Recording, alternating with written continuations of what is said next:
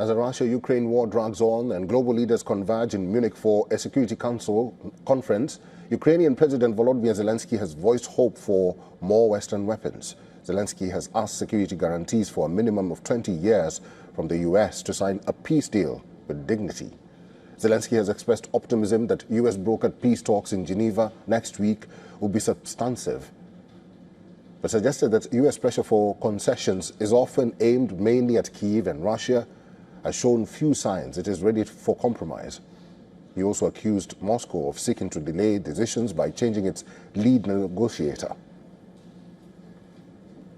The Americans often return to the topic of concessions, and too often those concessions are discussed in the context only of Ukraine, not Russia. Europe is practically not present at the table. It's a big mistake to my mind. As Ukrainian, Russian and American delegation are due to meet in Geneva, the Ukrainian president also called for a clear date for Ukraine to be allowed to join the European Union. We just had a meeting with investors and business leaders, and they require guarantees that extend beyond 5 to 10 years. Currently, we have a proposal from the American side for 15 years, but we are pushing for 20 years plus, 30 or even 50 years. We will see what the administration and Congress are willing to accept.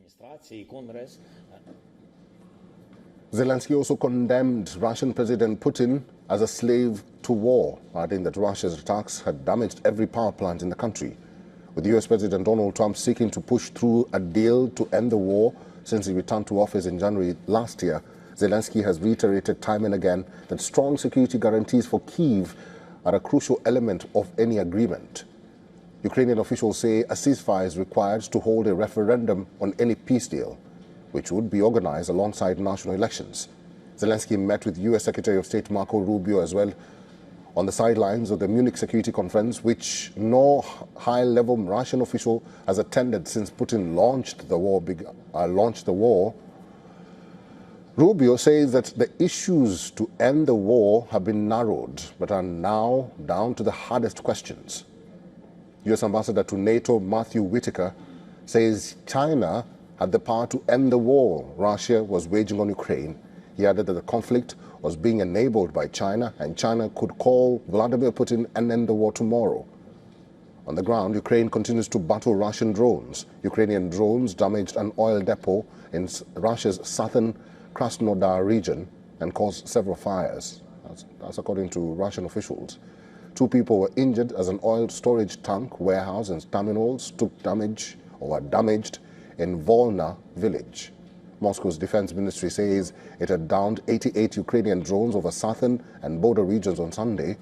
Meanwhile, Russia's army chief Valery Gerasimov visited Moscow's troops in Ukraine. This as the Kremlin's forces seized a dozen eastern villages in February, according to the defense ministry. Gerasimov's visit comes days before US mediator talks with Kyiv in Geneva on ending almost 4 years of war and ahead of the 4th anniversary of Moscow's full-scale offensive against Ukraine.